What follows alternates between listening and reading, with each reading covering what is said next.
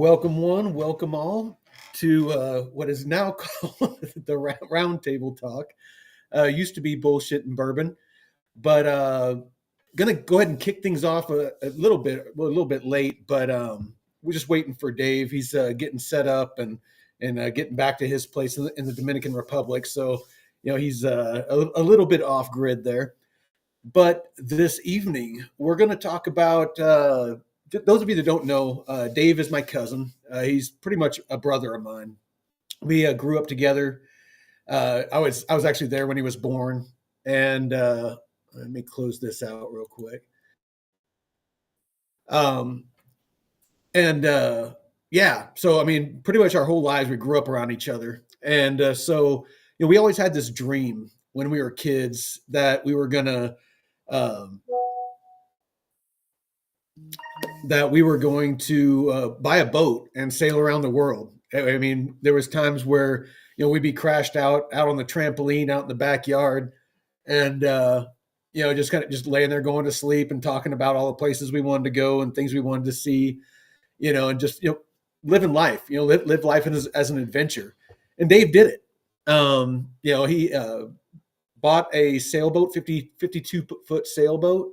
Here, let me bring it up real quick and I'll show you.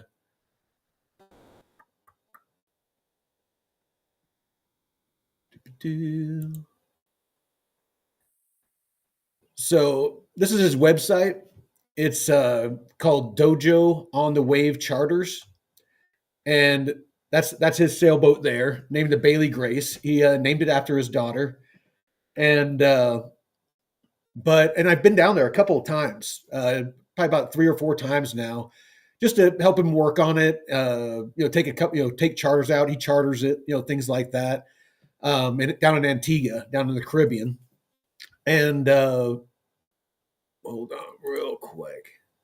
Hey, what's up, Chili?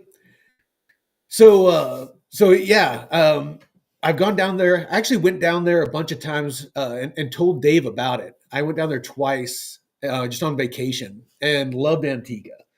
And so I told Dave about it. So he went down there with his lady and really enjoyed it.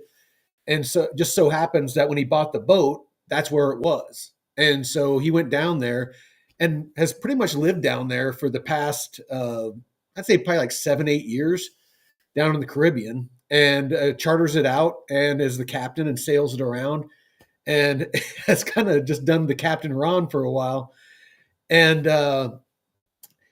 And yeah, just kind of been living the dream. And so a couple of times I've gone down there when he needed help taking, like longer charters out, and or he needed some help with maintenance and that sort of thing. So, it's been really cool to be able to go down there and help him out with all that kind of thing. But tonight we're going to be talking about, once he shows up, we're going to be talking about and basically planning the trip live. So he's wanting to move the Bailey Grace to the Dominican Republic from Antigua. And so, probably, him and his lady, me and my lady, his brother, my cousin, and, potentially his wife and another couple. The boat has 4 staterooms. We're all going to fly down there and help him sail it back to or sail it to the Dominican Republic. So, this is the other site that I built for him. That's for the charter company that we have down in the Dominican Republic. And so, here's some of the boats and stuff like that we're able to charter down there from people that he knows. But the deep sea fishing charters, luxury yachts, all that kind of stuff. So yeah, basically that's what we're going to be doing this evening. Hopefully he shows up here soon. But this is to give you an idea of what we're going to be talking about. This is the journey. So, and Antigua is down here, Antigua Barbuda. And so we're talking about doing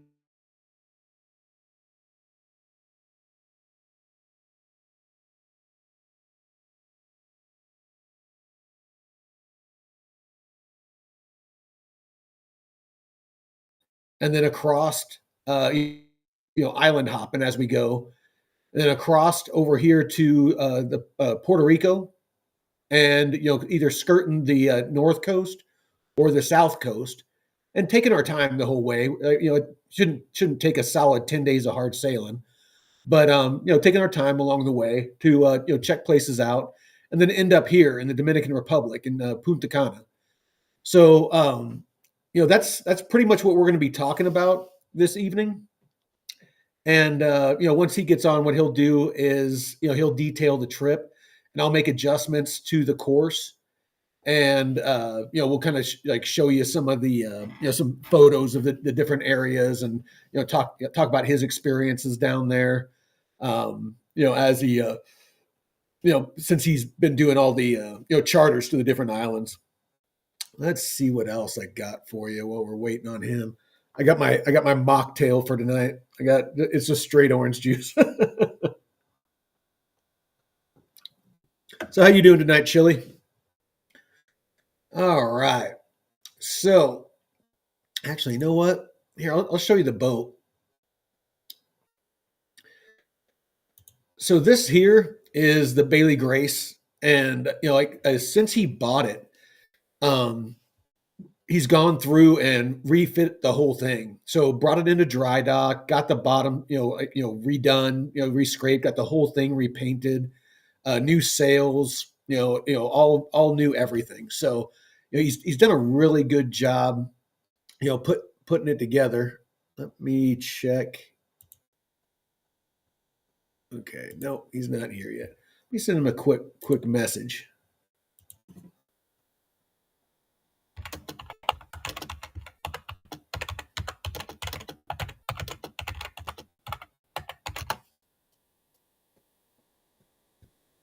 Him and his lady went out to dinner, and are taking her family back to their place, and then he's gonna jump on when he gets back to the room. Let's see. Oh, what up, Deadwood? Here, actually, Chili. While we're at it, let me make you.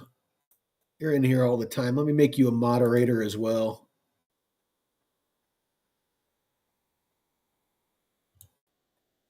There we go. Chili's a moderator now. Um, so yeah, here actually, you know what? He has some pretty cool videos. Yeah, anybody that hasn't been down to the Caribbean, man, I highly suggest you go down at least once. There is some of the most beautiful sunsets down there. Damn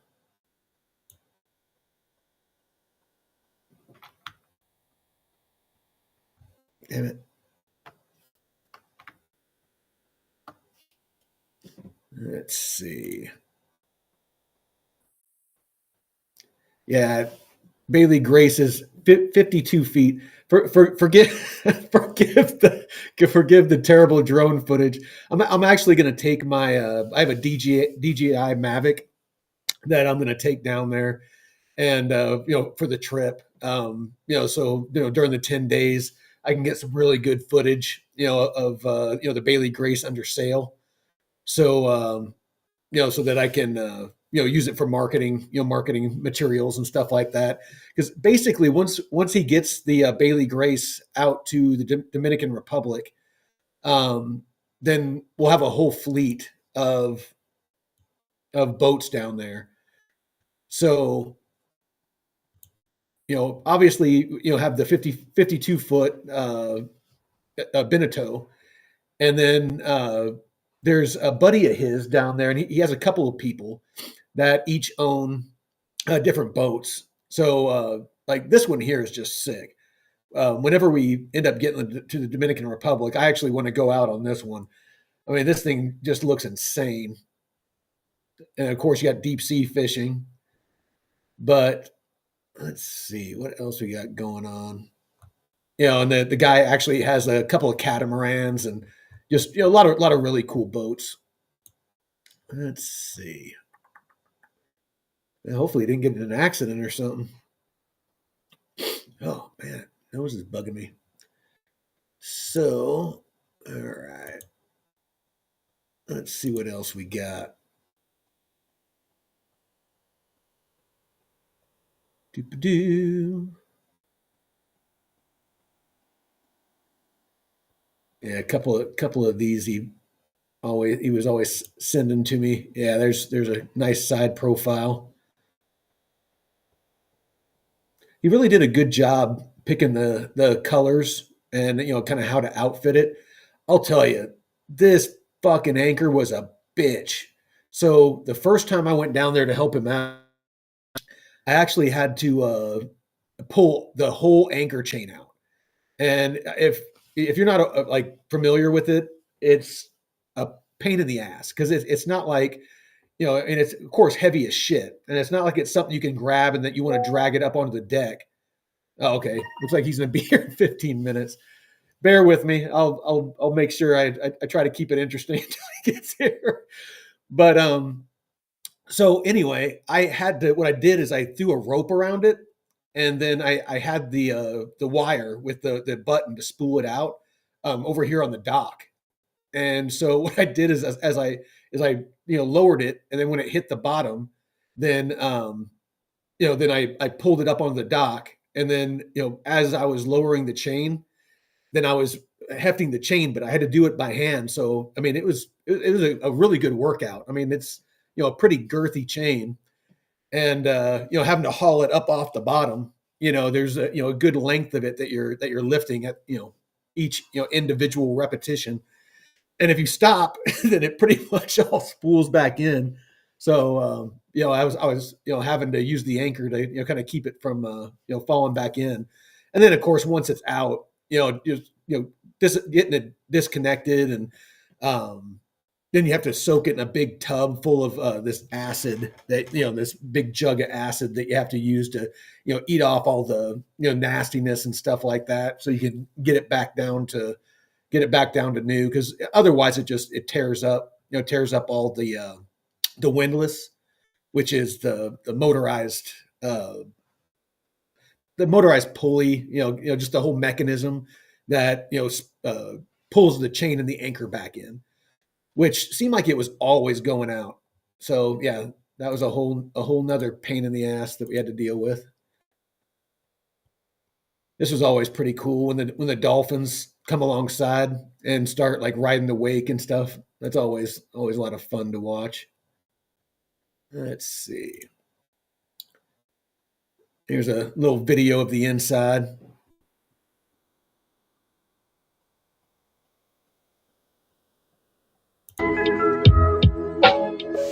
Super clean boat.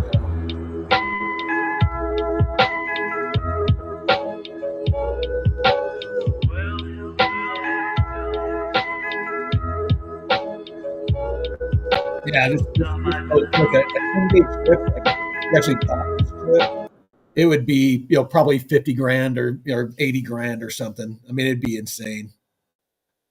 Let's see. Oh, what else we got? What else we got? So here's Dave.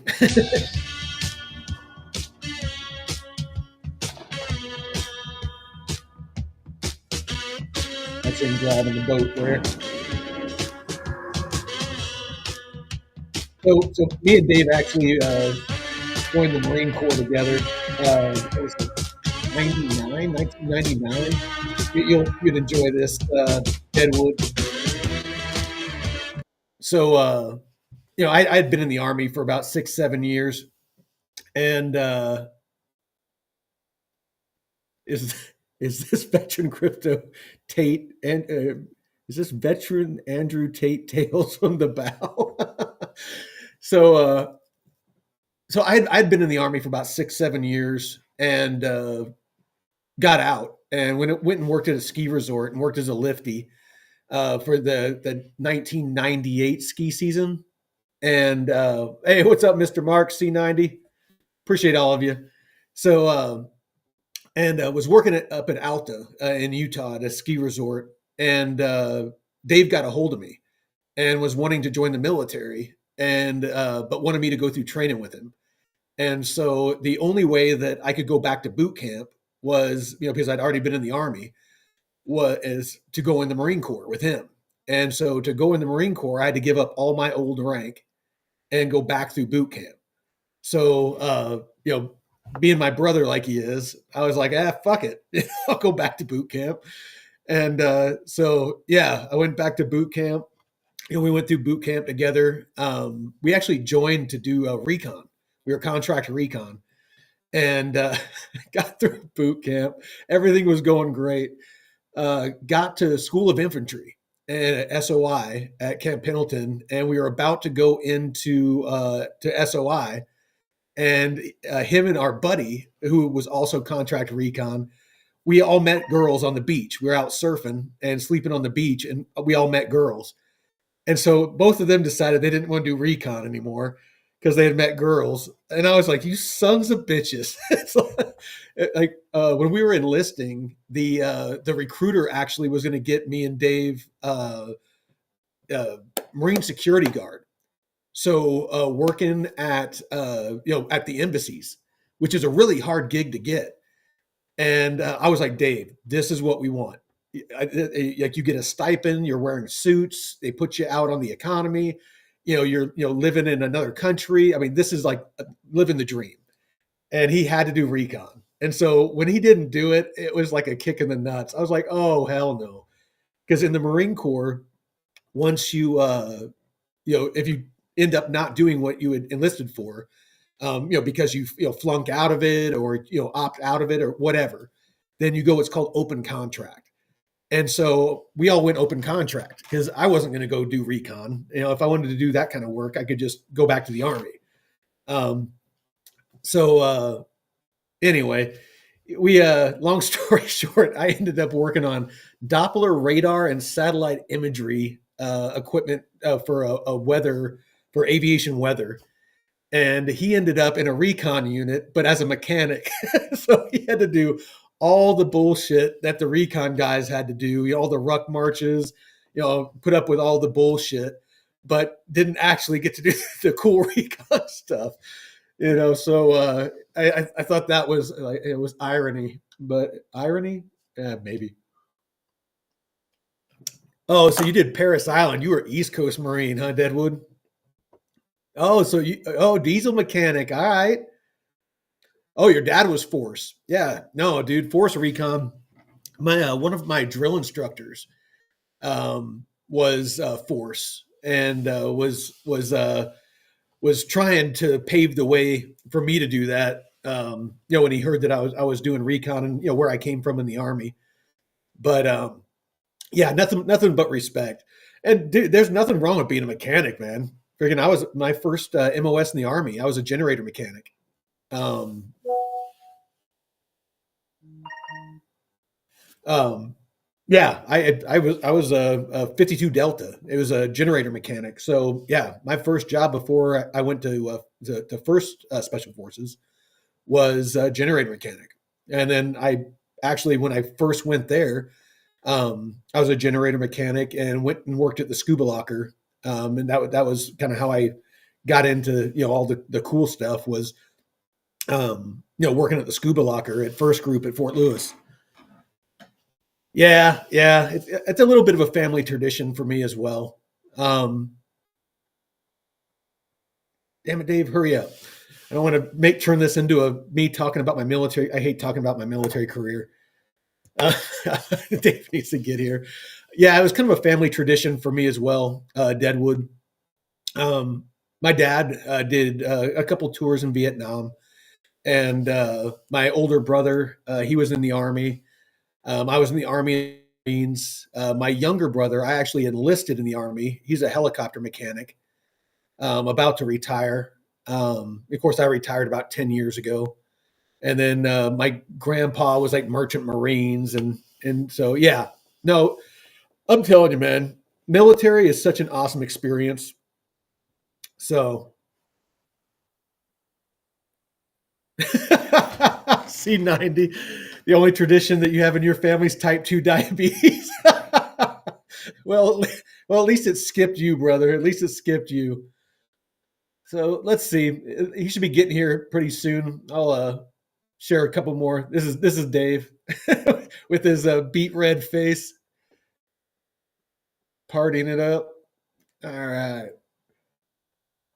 Yeah, if any of you are looking to vacation, down in the Caribbean, let me know. I definitely can see about getting you hooked up with Dave. Let's see what else we got. Everybody just chilling and enjoying. Got some good food. Yeah, they really do the insides of these cabins just really, really. And I love all the windows. It just makes it so bright, and all of them open up because yeah, you get down there in the Caribbean, and if you don't have some breeze going through here, it just turns into a fucking sauna. Let's see what else we got going on here. Well, here, let me share. Actually, I think I already did. Let's see, what do we got? My big brother went Air Force. We won't hold that against him, Deadwood. Yeah, every family has somebody who's a homosexual.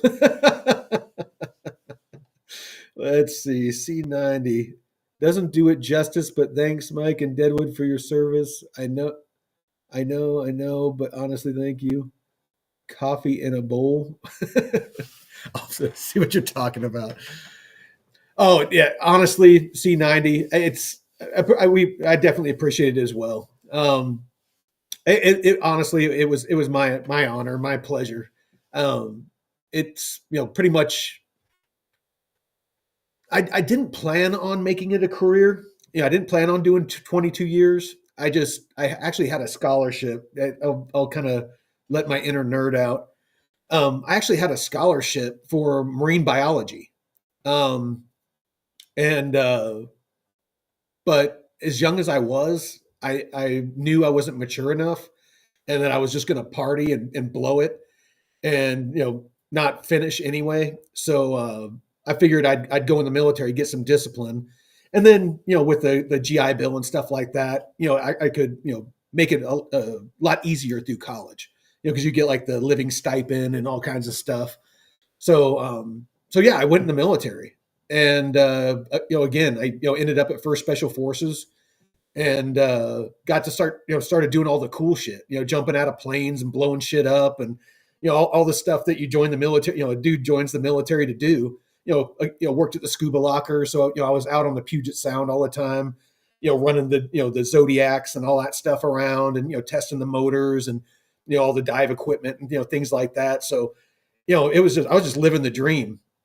And I guess kind of doing the marine biology thing, swimming around in the Puget Sound, and actually got maybe I'll share it another time. Got a pretty cool story about it's called finning, where you do an airborne jump into the. We did it in the Puget Sound, and then before you land in the water, you pop out of your chute so that you fall into the water, and the chute kind of falls away from you, so you don't get tangled up in it, and you have fins strapped to the back of your legs and a flotation vest on, your mask and snorkel and all that, and you have a chem light on you, and so there's safety boats and things like that, but it's to simulate dropping, kind of over the horizon or offshore, and then having to swim with your fins onto shore to do kind of insertions and stuff like that, covertly. And so we were out there finning, and middle of the night, it's spooky as shit by itself. You're in the Puget Sound, and a freaking killer whale. It was just glassy as shit, and this killer whale just fucking silently as shit just comes up, and I just see this fucking eyeball looking at me, and about shit myself. And but just as quickly as it came up, felt like an eternity, but it was probably a couple of seconds. Just slipped back below the water. It didn't even leave a ripple, and off it went. I think it was checking out to see if I was like a seal or something like that, and saw I was a person and left me alone. But yeah, Mr. Mark. Yeah, I feel like that I've definitely got a diploma in crypto DeFi. Let's see. Can one be a marine biologist and not study turtles? They all study turtles. No shit, right? I was actually wanting to study sharks because I'm deathly afraid of sharks. It's like the only fear I have left. It's the only one that I haven't faced. Kiss my ass. I ain't getting in the big pond. Yeah, dude, trust me. I have this massive fear of sharks, but I love surfing and I love the ocean. So I force myself to face it all the time. But yeah, it's especially at night. The ocean is a fucking infinitely scary place, which kind of leads me to, the topic of, of tonight. Some bitch, you should be here by now. Um, but yeah, so last time I went down there, this first leg, me and him and one of his buddies, we actually sailed to St. Martin and back, which is about 16 hours. Um, hey, what up, Sack Nasty? You nasty bastard. So, yeah, it's 16 hours each way. And so, obviously, a portion of it is at night. And so I took the night shift because, I mean, what a fucking awesome, an awesome time to be awake, in the middle of the night by yourself, under sail, no motor, just, the sound of the ocean and the stars. The fucking stars, dude, are just fucking amazing. I just took 100 milligrams and ready for nastiness. So is your stepmom nasty. Oh, so so yeah. I mean, just the sky. You will not see a sky that is, the stars and just, the Milky Way, and, just all that stuff, because I mean there's no light noise whatsoever. So hey stepmom, hope you're ready. Yeah, you'll never see a sky like that. Maybe, if you get like really deep in the woods, or if you've ever, experienced something like that, or been up to Alaska, or something along those lines. But actually, you know what? Let me I don't think.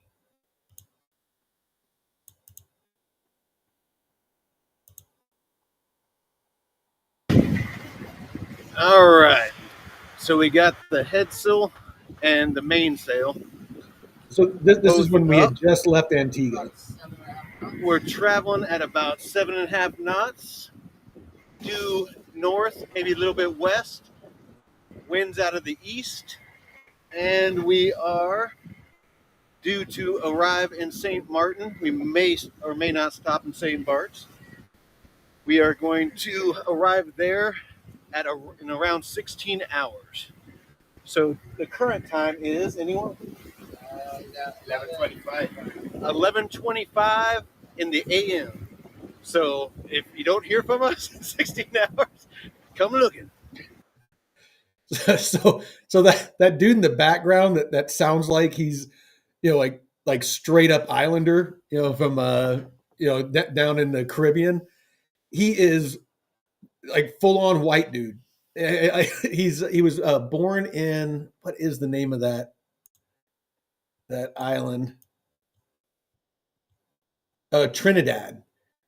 He was born down in Trinidad, and the dude is fucking nuts. When we got to St. Martin, he we went out and we were hitting the bars and stuff like that, and his girlfriend was there, and she actually was on racing boats and was a crew on a racing boat, and it was what is it? They call it Yacht Week down there, and so there's like just massive amounts of sailboat races, and things like that down there. Because as you can see here on the map, Antigua is like last stop, before you hit the open ocean, and so you get crazy winds, and so there's a ton of sailboat races there.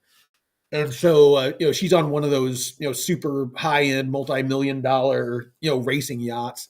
And so we're out at the bars. And I swear, every time I fucking turned around, this guy is freaking like in the middle of a fight with somebody. And either that or like, basically like, having sex with his girlfriend, like in the public bar. So yeah, the guy was just a fucking nutball. Let's see, what do we got? All right, killing me, Smalls.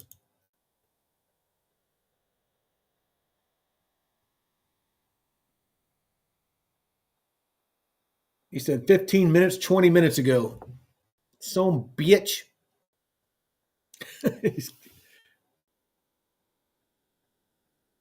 Were you on the south side or north side of St. Martin? Let me take a look.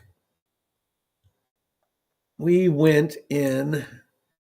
So we went into the bay and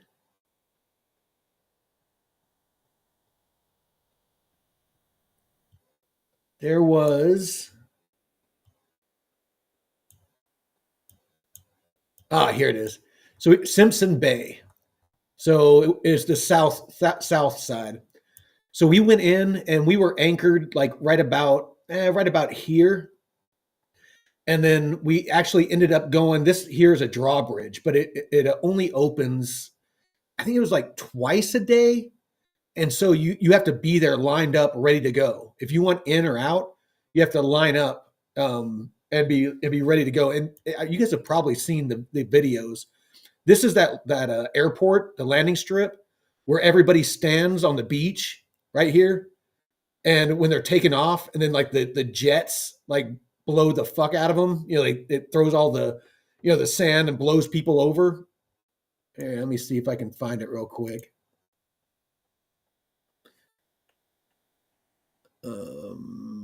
St.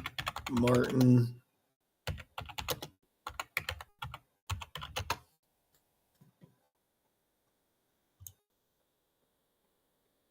Yeah, here we go.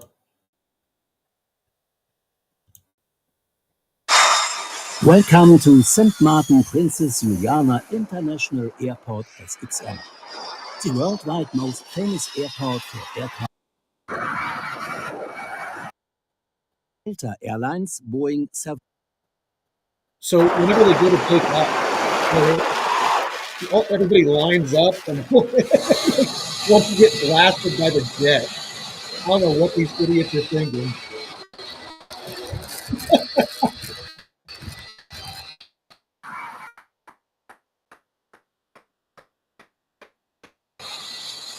So yeah, anyway. So, but yeah. So we ended up going in to here, and what sucked was, we actually had, what was it? We were having battery issues. So initially, we went there to get parts for the boat because they're insanely expensive in Antigua. So it was actually cheaper to sail the boat 16 hours each way to St. Martin, because there's a place you can get parts, back in here, and it's where like everybody gets parts. But so we took the boat back in there, and the time where the drawbridge was going to open was approaching, and so they were trying to get back with the batteries while I was like like was inside the engine compartment, sweating my balls off, trying to freaking get the alternator off and get the new one on so that we could, get the boat started up and, get through the drawbridge. And barely made it. I mean, they got back I threw the batteries in, and they had the anchor up, and we fucking hightailed it, and ended up getting through there before the thing fucking closed and trapped us there for another day. Hey, what's up, Nicole? Appreciate you guys showing up. I need to freaking let me send Dave another message. Spent a couple of years fueling aircraft, and then a few more years loading mail for FedEx. Got 3 years air freight with UOS and DHL. Oh, that's cool, dude. Let's see. I went with my buddy who's a pilot. Oh, I've held that fence and got my face burnt standing there. Dude, why would you do that? Why would you stand in jet wash?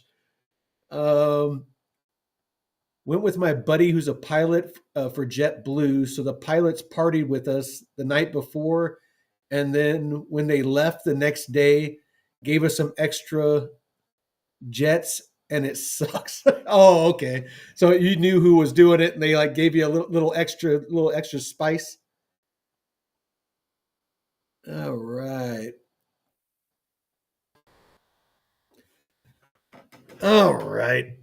Let me call Dave. Let's see what's up.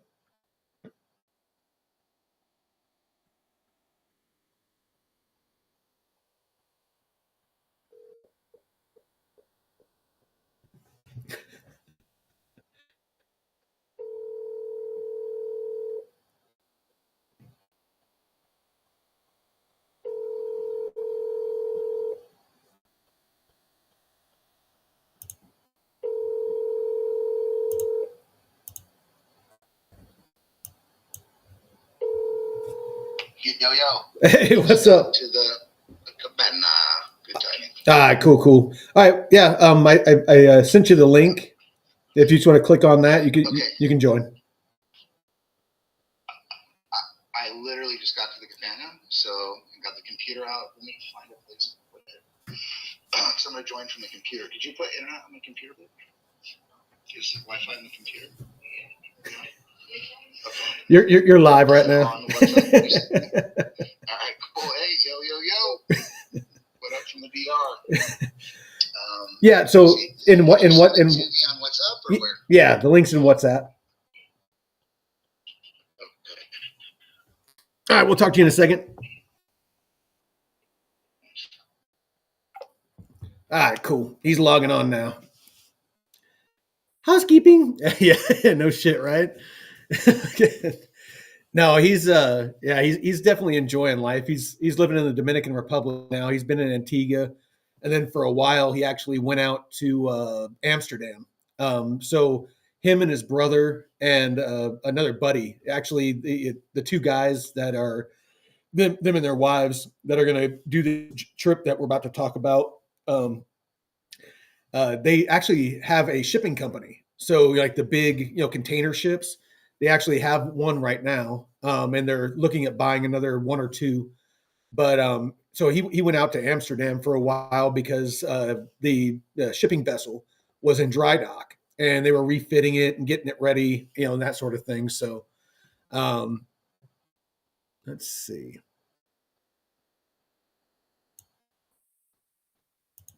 So he spent, I guess it's probably about 7-8 months out there.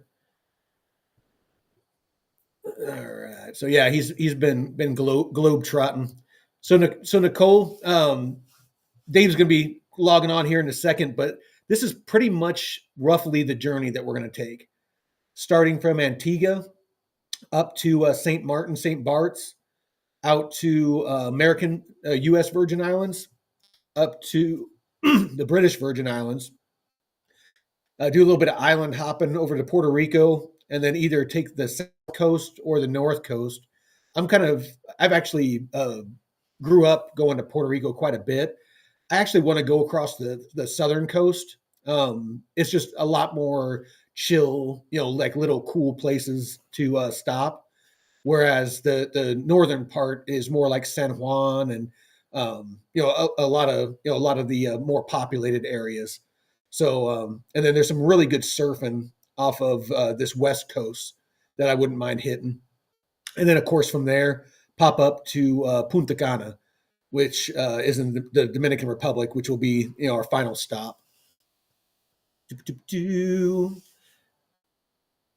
Let's see, Antigua images.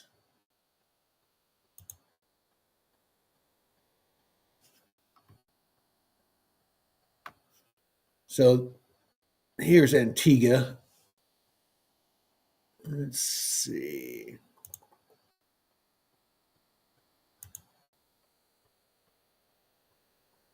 Oh, that's actually another thing Dave's got going on. He actually has a recording, does like recording getaways for musical artists, both in the States and in the Caribbean. And so sometimes what they'll do is they fly down a bunch of music artists, and they kind of sit around and they bounce ideas off each other and do collaborations, and they record and do all that kind of stuff. So he has singers and people who play different instruments. He actually this is his daughter Bailey. So that's what the boat, who the boat's named after, is. Bailey Grace is her name. Let's see who else we got. Again, there's Dave. That's his daughter Naya. Oh, okay, that's about it. So we're looking at doing this trip end of May, beginning of June. So kind of like I was covering before, he decided to move from Antigua. He's just been having a lot of issues in Antigua. It's really hard to find good quality employees. So he's had a really hard time finding captains, really hard time finding mechanics and electricians. That's why I've had to fly down there so many times to work on his boat.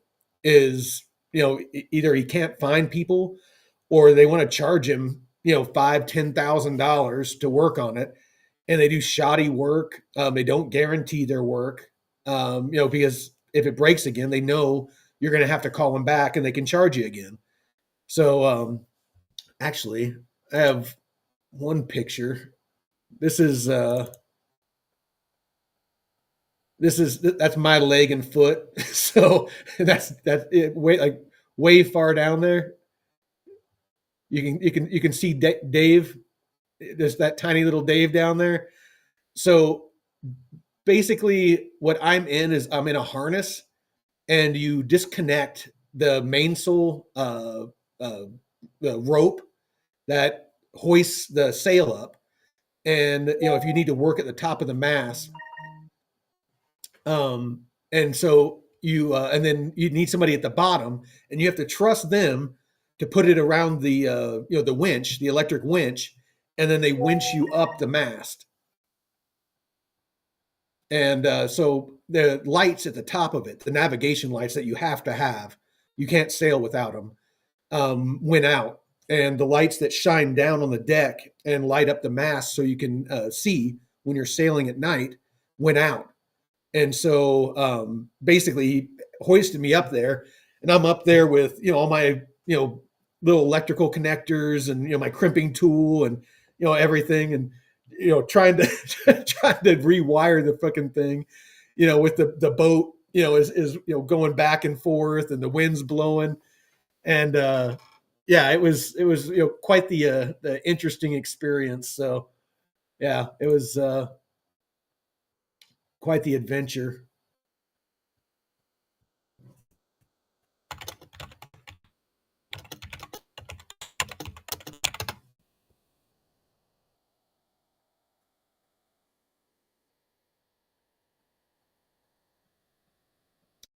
Looks like he's logging on now. Appreciate you guys' patience. Shit, man, it's been a fucking hour. Oh,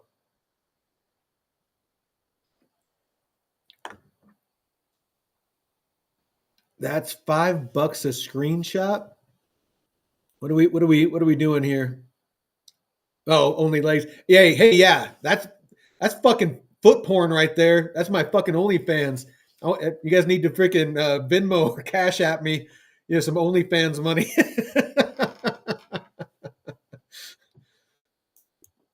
Yeah, see, gave you some foot action. Better freaking pay up. I got crypto to buy. Yeah, there's Dave. He's a badass. Love that guy.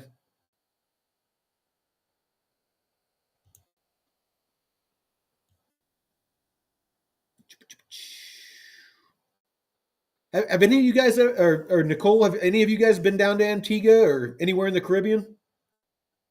I know that, what was it? Was it C90? It said that he had been down to St. Martin.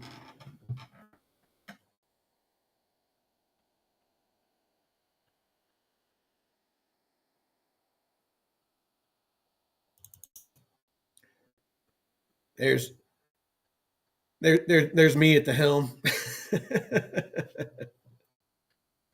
Oh man, yeah, I'm definitely looking forward to this trip. Oh yeah, there he is. That guy right there. That is like the whitest freaking like a dude from the Caribbean that you'll ever meet. But if you listen to him, he sounds like he's straight from Jamaica. Freaking hilarious. Yeah, Nicole, that was badass when you and Shake were in Greece. I was really enjoying those pictures that you guys were posting. Sack nasty. It's hard to get to the islands when you live in a van down by the river. I'll tell you what. There's a lot of people these days that are opting to live in a van down by the river. Freaking, I mean, there's shit. Some of those vans cost freaking 130, 140 grand. Those Mercedes, camper van things. It's like, holy shit. Used to be that, it was an insult to live in a van down by the river. Now it's a status symbol. Oh yeah, here's some of the yachts that were down there during yacht week. Just these massive super yachts, just freaking insane. There was one. I wish I have a good picture of it. Like it's not this one, but there was this massive sailing yacht, and the actually, no, this might be it. The mast, I think it was like 80 or 100 foot tall. It was just a fucking monster.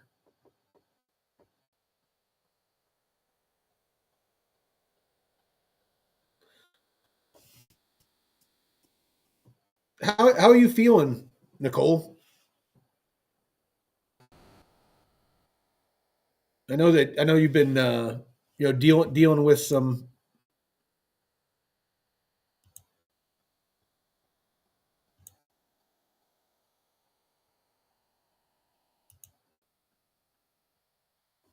Man, Dave doesn't hurry. Freaking gonna run out of time on the Rumble. Oh, he's typing. What's going on here?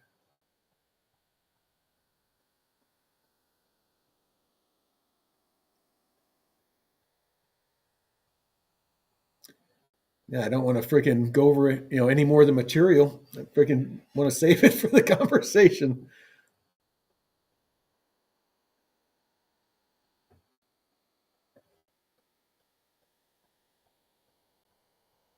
All right, he says send the link again. All right.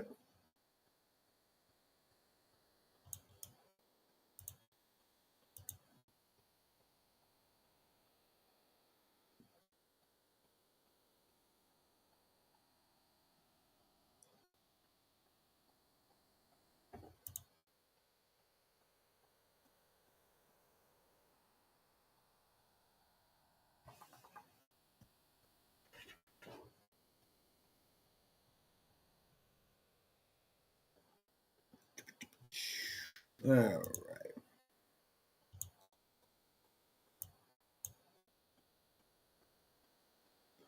Let me see. 524 miles.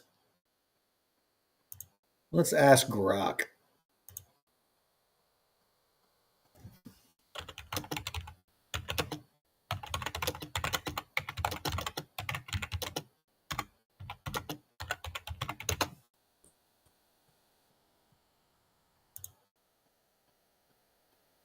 All right. We'd be going at I'd say 7 to 10 knots is probably safe. All right. So it'd only be like 2 or 3 days, but we definitely don't want to rush. So yeah, no, 10 days sounds about right.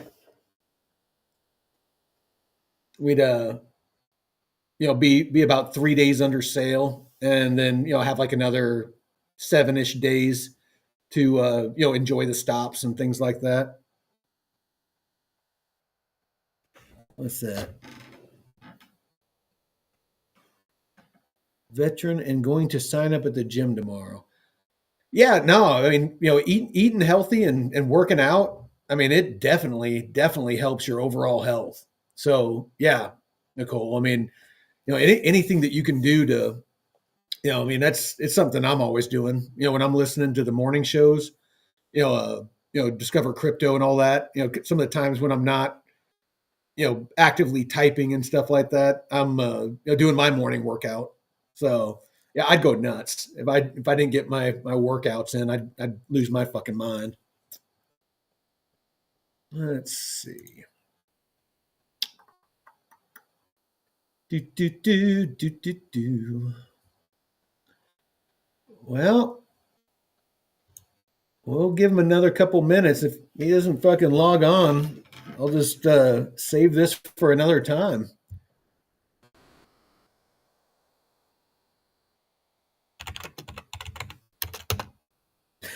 Let me call him again. He's not the most technical dude.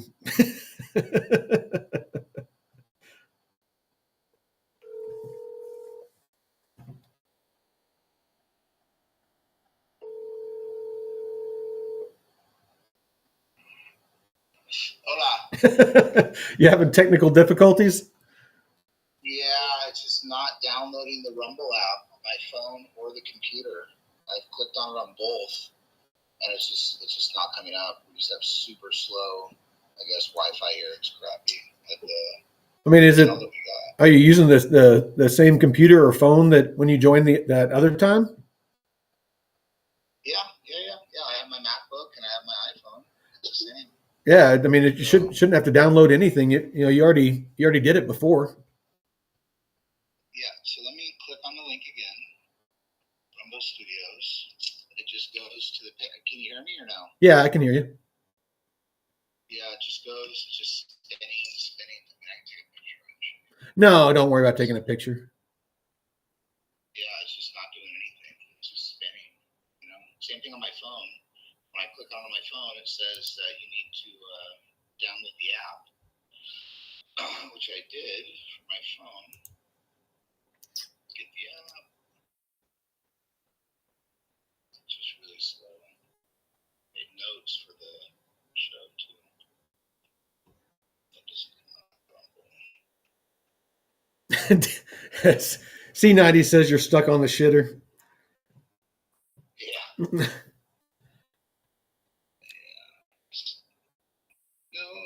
Wi-Fi. It's Rumble.com. Yeah, I got that. It's the mobile. I mean, I might be able to get it from my phone. Well, just do it from your phone, dude. Yeah, that's what I'm trying to do. But it wants me to download the app to do it from my phone, so I'm doing that right now. It's down. Oh, okay. It just downloaded up. Dave's currently downloading a wallet draining app. He already did that one. He shared that experience. He had, what was it, 16 grand of Sheeb? 20 grand in Shiba Inu. He had 20. That dwindled down to about 7,500. So I thought I found like a get rich quick scam to double my Sheeb and to at least get back to 14. And it was a scam. Yeah. So yeah, C90. We've had, Dave's been on before. When he was up here at the cabin, he's been on, and then he was on once down in the DR. But me and him both got into Sheeb at the end of the last bull run, and he had a lot more than I had. He had like 20 grand, and when somebody got a hold of him, and it was one of those scams where it's like, send me your sheep and I'll double it and send it back to you. And so, I mean, like all of us, have made mistakes in crypto. He was like, oh shit, the fucking crypto is the shit. And you know, It was Elon Musk. It was the guy that ran Twitter back then on like a conference call, and it was investing in Tesla stock that they turned into Bitcoin and then they sent back to you. Some total bullshit. I was on my sister's computer, which was a PC, and I have a MacBook, and a pop-up came on Coinbase, and on my MacBook there's no pop-ups, so I assumed it was part of Coinbase, because Coinbase has pop-ups, right, built in. So I said, okay, what's this? I started reading it, looking at it, and I was babysitting both my nieces at the time, and I thought, all right, cool, let's go. Yeah, bad decision. Very good.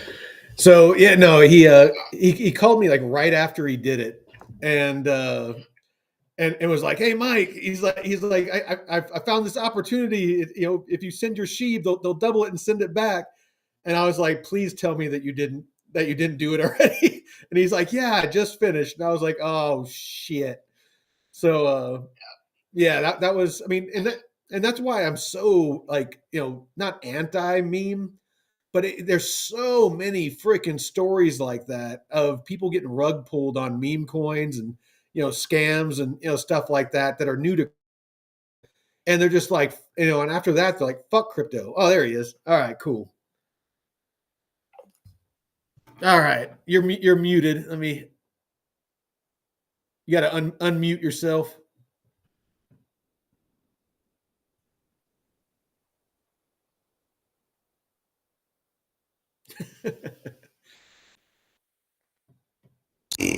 Hola, hola, hola. ¿Cómo está? Hola, hola. Man, look like you're in the champagne room of a bar or something. I was on my way home to Punta Cana to my house, and you said you wanted to do the show, so I checked into a cabana. Check it out. It's got a stripper pole. It's got a stripper pole. You got like a little TV, a little Kama Sutra chair. Yeah.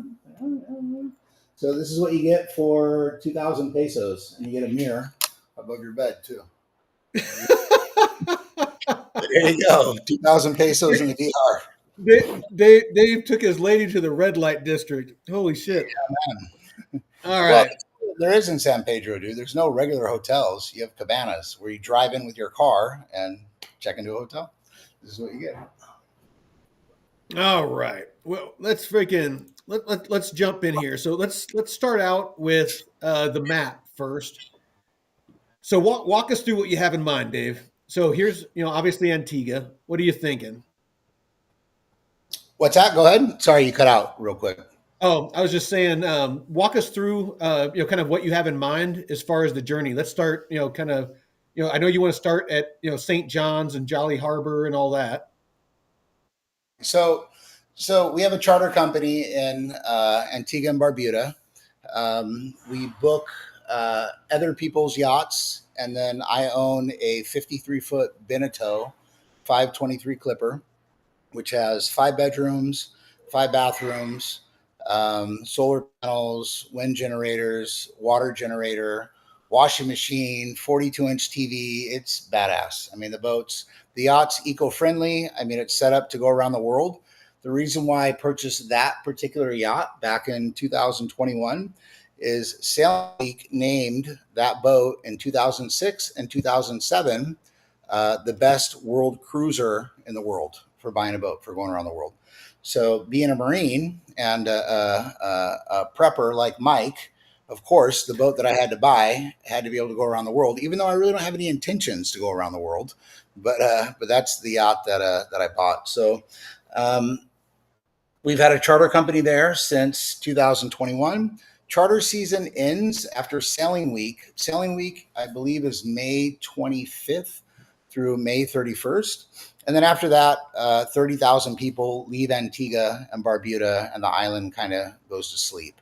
So you get couples that come during the summer, but they're more interested in powerboat tours. So we're going to move the yacht for the first time to the Dominican Republic, where we established another charter company out here. And the DR has more stable business through the summer than Antigua does. So the plan is for me and Mike, my fiance, his girlfriend, my brother, his wife, possibly my other business partner and his wife to come with us. And we're going to go from Antigua to probably the first place will be St. Bart's, Mike. Okay. It's about 4 hours closer than St. Martin. If people don't know what St. Bart's is a French island. It's kind of the Beverly Hills of the Caribbean. You have all the Here we go. on Gucci, all the big name brands there. Gustavia. Am I breaking up? No, I said Gustavia. This one here. Yeah, yep. So we're gonna pull into. If I can pull this up a little bit closer. Can you zoom in on that picture, Mike? Yeah. Yeah. Hold on. Ileana.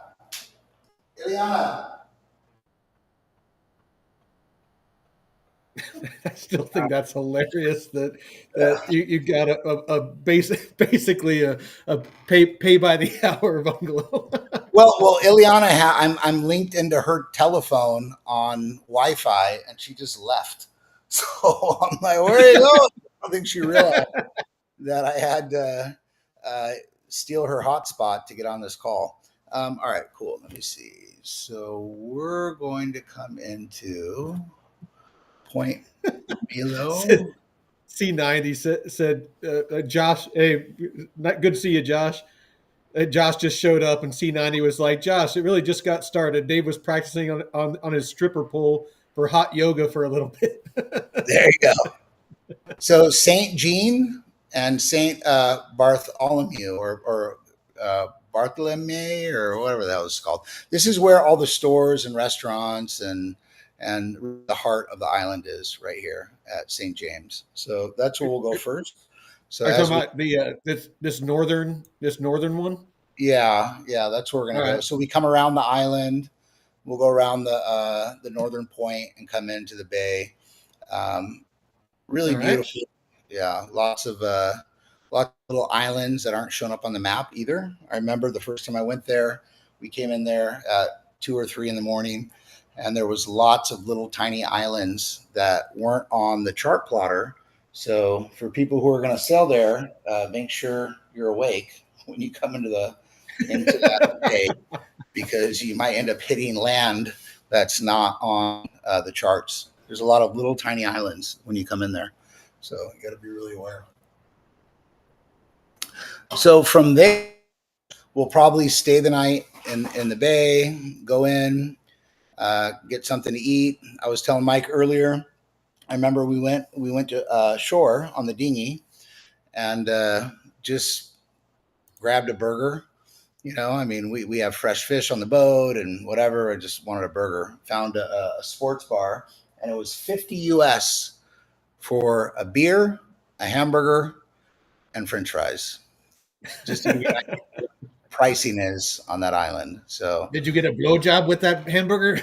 I got no blowjob. I got no reach around, nada. So, but they're French people, so they don't expect tips because they add 10% to your bill. So I remember when I tipped the waitress, she was like, "What is this?" I said, "This is a tip for you." Hey, why? It's a tip. He was very surprised. Oh, thank you. So, anyways, yeah. So it's a beautiful island, very beautiful. A lot of famous people go there. A lot of big super yachts dock there this time of year during charter season. So beautiful, beautiful island. After that, where are you thinking in St. Martin? Are you thinking that Simpson Bay, like where we went before, or? Yeah, we'll go back to Simpson Bay because when we get there, that's where the fuel dock is. Well, there's 2 fuel docks, but that's the main one. Plus, we'll probably do some minor maintenance on the yacht when we get there. Well, I was telling them about our drawbridge experience, like before you got here. You gotta check in. You gotta pay to go in the bay. Oh yeah, dude. I was telling him where I was like freaking like swapping out the alternator and doing all kinds of freaking work and all that while you and old boy went and got the batteries and Yep. yeah, it was quite the experience. Well, and we had some really big swells. If you remember, I've never had Oh, dude, that was miserable trying to until sleep. that's the first time I ever, and that's why we went through the drawbridge and went to the harbor in St. Martin, is because there was such big swells. It was, well, 5, 6 foot swells, but that's big when you're in a harbor.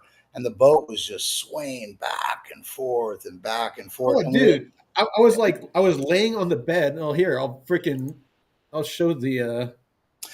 Mike, I'm going to check out for 30 seconds. Grab Ileana, because if I don't get my phone or her phone, my All right. connection is gone. So I think she's just downstairs. Let me go grab her. Yeah, no worries. Her phone. All right.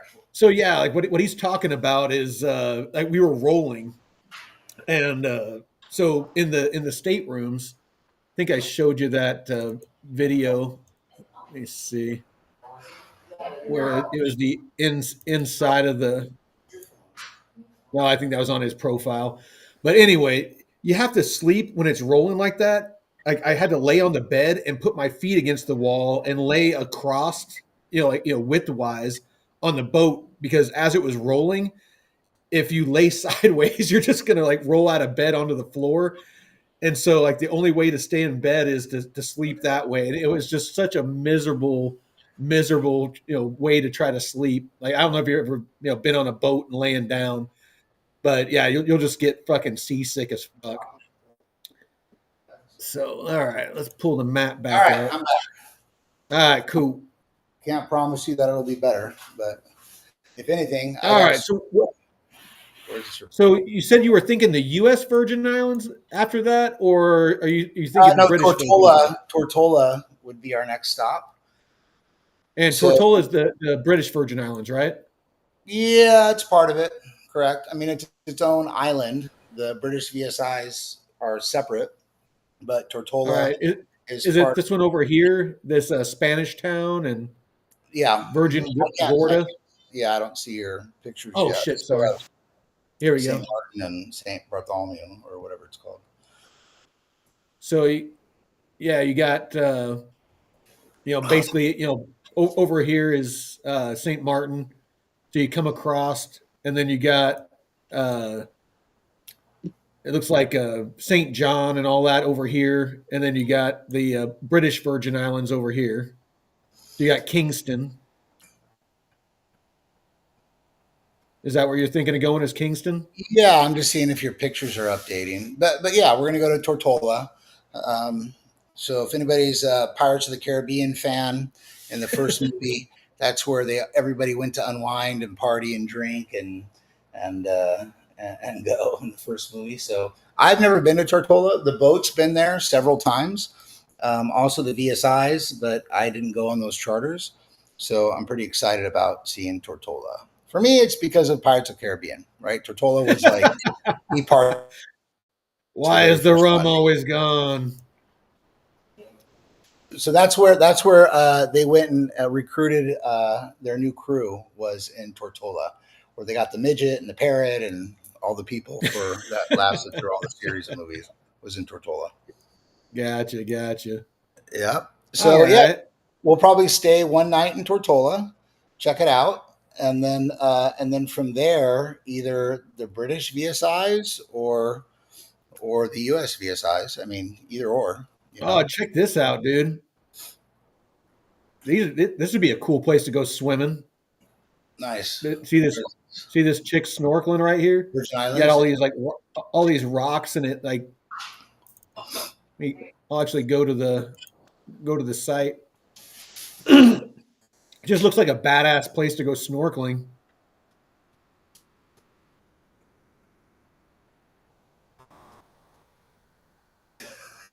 Here. Yeah, it looks very cool. Let's see. Oh, here we go. Yeah, see? She's just like freaking snorkeling, but it's just all these like big rounded rocks that you can like chill on and swim around. And it'd be a great place to go spearfishing. Because I know you were saying that you were wanting to see if we could fish and spearfish for most of the food on the trip. Yeah, definitely, man. I mean, everywhere throughout the Caribbean, it's amazing spearfishing. So, but that's depending on the skill of the spear fisher. So, I remember it Which I was, have no experience. yeah. I mean, I probably tried spearfishing about 10 times before I finally got it and was able to start catching fish or spearing fish. It's definitely I would probably have a better chance of like swimming up and trying to convince the fish to come back to the boat with me. all right, right. Yeah. All No, it's right. a matter of leading. Dude, these fish. Yeah. Let me tell you something. We'd go snorkel first and go check out the spots, dive, and big fish would come right up to you. Right as soon as you have that spear gun, they know they're nowhere to be seen. They see you Yeah. coming. They're not stupid. They know what you're doing. They know that you're down. All of a They're sudden, there's like, I fish. They're all see gone. you. Yeah, you don't see any of them. So but it's fun, man. I love it, man. Spearfishing in the Caribbean is cool. But also a good fact for people there: most islands in the Caribbean, it's illegal to spearfish unless you have a local with you. Local people don't need a license; they can spearfish, no problem. So we'll probably dress Mike up like a local. After a day or two of good sun, I can pass. There you go. Yep. Yeah, man. So USVSIs and then off to Puerto Rico, and I think we should spend a few days in Puerto Rico. I think Oh, dude. the Yeah. total trip is about 300 miles to the DR. I don't know if you want to Google Oh, that. it's about 500. Is it really? Oh shit, dude. There's a Well, long time. here at the Puerto bottom, Rico, no, Puerto Rico is only 300 miles from Antigua. No. well, but with all the stops that we're making so far, so Oh, I got you. basically, Plotting the yeah, course. yeah, that's what I'm doing with this line is I'm plotting the course so that because I mean that's kind of what this show is supposed to be about is us planning this out, and so we have an idea, because it's going to be, I mean, under sail, we're probably looking at a solid 3 days at least, and then another couple of days of enjoying the stops and stuff like that. Yeah, definitely. Well, I mean, So you figure we're going to be doing an average of 7 knots, right? So divide that by 500. It's going to be a long yeah, trip. it's about 3 days. I actually I asked Grok before I started the show Mm-hmm. So at 7 knots. divided by 7. Because I mean, there's going to be times where we don't have like super strong winds, and we'll have to motor, and like we did when we went to Saint Martin. Yep. Well, dude, St. Martin was great, man. When we took off to St. Martin, so that's a cool story we can kind of talk about a little bit. So I had just finished some of my courses, but I'd never captained the boat by myself. And we had a captain that was coming with us to go to St. Martin. And last minute, he changed his mind. He says, I'm not coming. So me and Mike said, the headsail and the mainsail. This is when we Both just, up. just when we had just left. We're traveling at about 7.5 knots, due north, maybe a little bit west. Can you hear it? Winds out of the east, and we are due to arrive in St. Martin. We may or may not stop in St. Bart's. We are going to arrive there in around 16 hours. So the current time is anyone? So sorry, you were saying I just no, I didn't see. Oh, yeah, my internet's so bad, man. I can't see anything that the videos. Oh, okay. No, it was that video that I did like right when we left Antigua, and Yeah, I was talking about the winds and if you don't hear from us in 16 hours, come looking. Right. Well, we actually did the trip in 13 and a half hours, which is really fast, I mean, so we were fast. Yeah, we got there quick. I mean, I'd done that trip and had no wind, and it took us 24 hours to get there, just motoring in bad weather, which was grueling, just motoring time. But yeah, man. So 500 miles total. Grok says 3 days, but that's 3 days nonstop. That's not Yeah, correct. yeah. No, that's 3 days under sail, sailing. So, that would give us, another what, 7 days to, enjoy the stops and, do some things. Yeah, definitely. Yeah, we want to stop on the way and have fun and explore the islands. I've never been north on a boat north of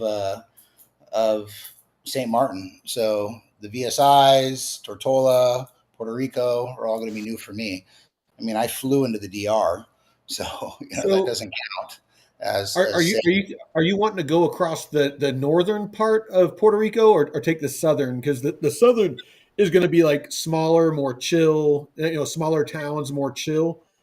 Yeah, The north is where mostly where I've been, and it's San Juan and a lot of the bigger towns, and it doesn't won't be a, matter. I say we come in right. We hit the south point of San Juan, go to San Juan, and then we can sail around the island, man, and kind of hit the different ports that they have, and take a couple days in Puerto Rico. There's no rush. oh, So if dude, I would and then, love to do that. 'Cause, I mean, yeah, I got family there, and freaking, I actually know a couple of really cool places that we can go for like some really good food. yeah, I love it, man. And then once we get to the DR, I figure we'll do most of our trip out on the water. You guys all stay at my house a couple days, and then everyone goes back home. Just a couple Yeah, days to no, that sounds cool. yeah. So we're gonna end up in Punta Cana, really Cap Cana, which is a private community where I live in the DR, where the boat's going to be, and it's the biggest harbor, the biggest two harbors in the Caribbean is Cap Cana and the Dominican Republic. Excuse me. Oh, so so this one here, El Dorado Water Park, Cap Cana Marina. Yep, that's it. That's where I live. So I live on this map. I can see where I have it pulled up. So I live about a quarter inch inland from Cap Cana, part of this community. It's called Las Canas. So it's maybe a half mile from the beach is where I'm at. I have a penthouse about a half mile away from the beach. But beautiful, beautiful area, secluded, tons of restaurants, bars. They have a dolphin cove. You can go swim with dolphins. They have a water park. They have a sky park. Really beautiful, man. It's 1 million acres of private, and they have their supply, their own power company, their own water company. They're separate from all the Dominican Republic. It's its own community. Um, Full security. Nobody's allowed in or out without a resident card. So pretty cool place. All Yeah, tons right, so of beaches. So what do you got? So you so have yeah, total 99 miles. I see till yep, yep. there. So yeah, so like I said, at 7 knots, it's about 3 days. But that's nonstop. Yeah, We- yeah. No, no. That would be if we took that route and just did nothing. We didn't stop. We didn't refuel. We didn't do nothing. We just Mhm. freaking hightailed it, which isn't Yeah, possible. And I wouldn't well, want it's to. not I would. possible, but it's just we're not going to do that. No, that's what I mean. Is I wouldn't want to just fucking marathon 3 days of straight sailing. No, no, not at all. No. Yep, that's it, And man. I'm sure the ladies would probably murder us if we were, going by a bunch of really nice freaking tropical islands where there's good food and drinks, and we're So just fucking like, we gotta here's some go, we fun gotta facts, go. Mike, from What's that? opening the charter. The waters between Punta Cana and Puerto Rico are some of the most dangerous waters in.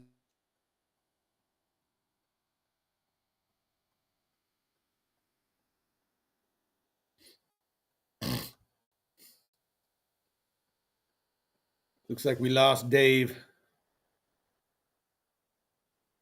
or did we lose me?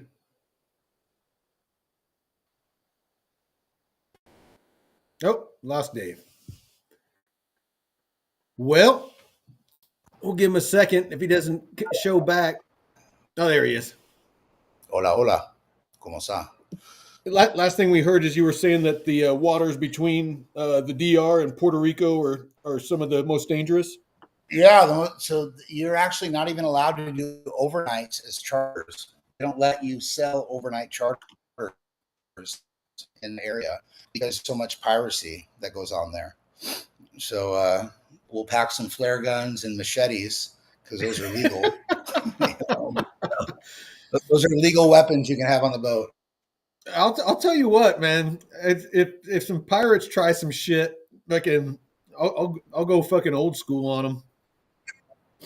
Brother, dude, a flare gun and a can of gasoline will do a lot of damage. Oh, dude, I'll just fucking I'll duct tape a flare onto it, fucking thing of gasoline, punch a hole in it, strike that thing, and fucking chuck it. Just be like, fuck you.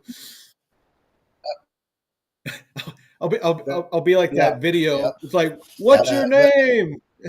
He'll be like, Jose. Like, fuck you, Jose. Right. But they also have a ton of drones too that survey that whole area. The U.S. government does that side. So if anybody's trying to come to Puerto Rico, come in on the other side, not this side. So this side is heavily watched. But nowadays, even if you come in on this side and you come, Trump's going to kick your ass right the fuck out. So it's no longer the Biden era. Yeah, Daddy Trump's gonna freaking ain't putting up with that shit no more. That's right, man. So yeah, I mean I'm excited about no, the for trip. sure. So yeah, I'll go over the websites really quick again because we had a bunch of people join us after I went over them before. But this is the website for the Dominican Republic.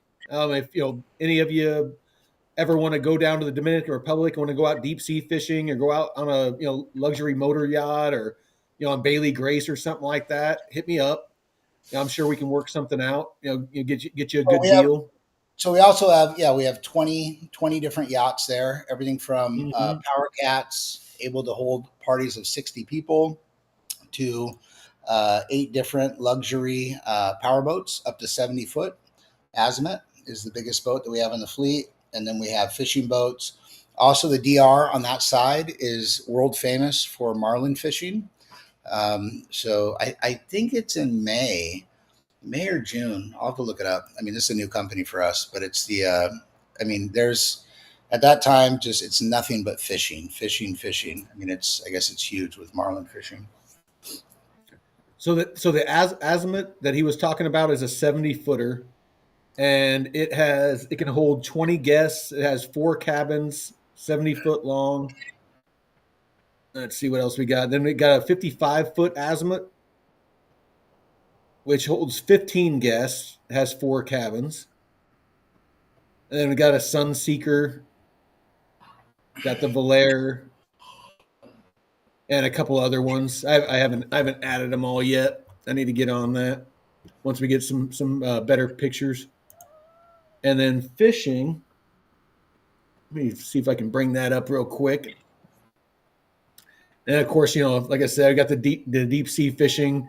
You can do shallow water fly fishing, go deep sea fishing.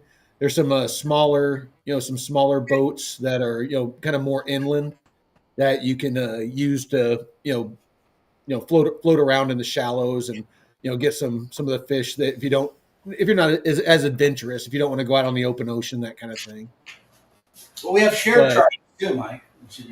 Oh, that's right. And then, of course, you got the local excursions to where they have the kind of the party catamarans and the fun cats, and that they'll take you out to the sandbar, and they have a sandbar where they have just thousands and thousands and thousands of starfish, and you can go like snorkeling and hang out on the sandbar and just have drinks. And yeah, actually, here's a picture of like the sandbar with all the starfish.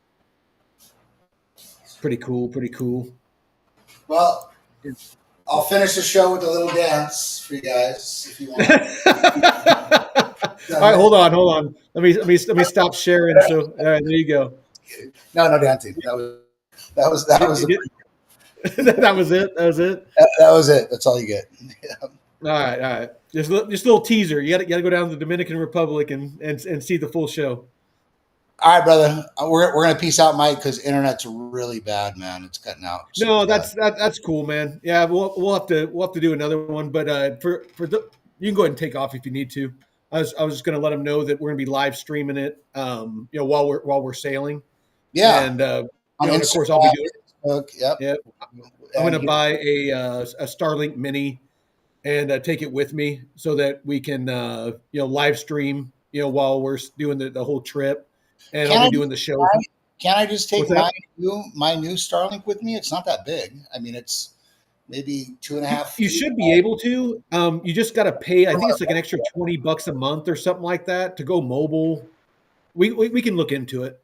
Yeah, I mean, it's not that big. I mean, the newer Starlinks are pretty small. The one that I just bought for the condo. Yeah, no, I mean that would work fine because like I said, I mean I plan on bringing my drone and we'll do a bunch of marketing stuff for the charter company and and then just do a bunch of live streams and stuff like that and just kind of chronicle the journey coming up. Very cool, man. Well, we can also maybe offer. Maybe we'll do a show when I'm back home. Maybe next Sunday or whenever. I'll jump on for just a few minutes if you have a different topic. But maybe we can offer for a couple to come with us from the show. Oh, If somebody wants to come along, maybe we can work out a giveaway or something where, and just let you guys know, my charter company in Antigua to go on Bailey Grace, we're around 3,000 US per day is what it costs. So usually a 10-day charter costs you about $30,000. So maybe we can give away free space. Maybe we can do something on the show. Over the yeah, next maybe. something like that. And bring a couple.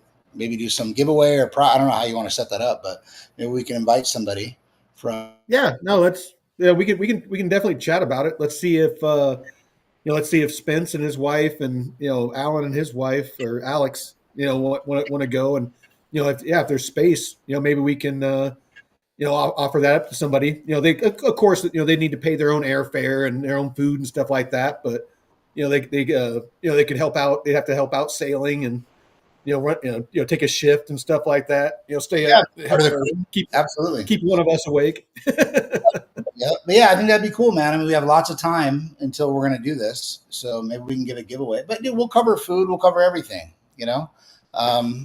Just they have to cover airfare. We'll cover food, everything. I'll cover all of it. They just pay for their airfare. So they would fly into Antigua, St. John's, and then fly back out of Punta Cana. So the airport is literally 5 minutes away from my house in Punta Cana. Cool. Yeah, no, yeah. Let's chat about it. Maybe we can put something together and put it out there and see if anybody'd be interested. Yeah, so maybe we'll do a drawing or something. I don't know. Figure it out. We'll talk about it. But that'd be cool. Sounds good, man. All right, man. All right, well, go enjoy your evening with your lady. We'll talk to you mañana. All right, man. Peace. All right, I appreciate you, man. Yep. Thank you. Bye. Yeah. So yeah, no, that those of you that stuck around, you get a little bit of a head start on everybody else as far as potentially having a.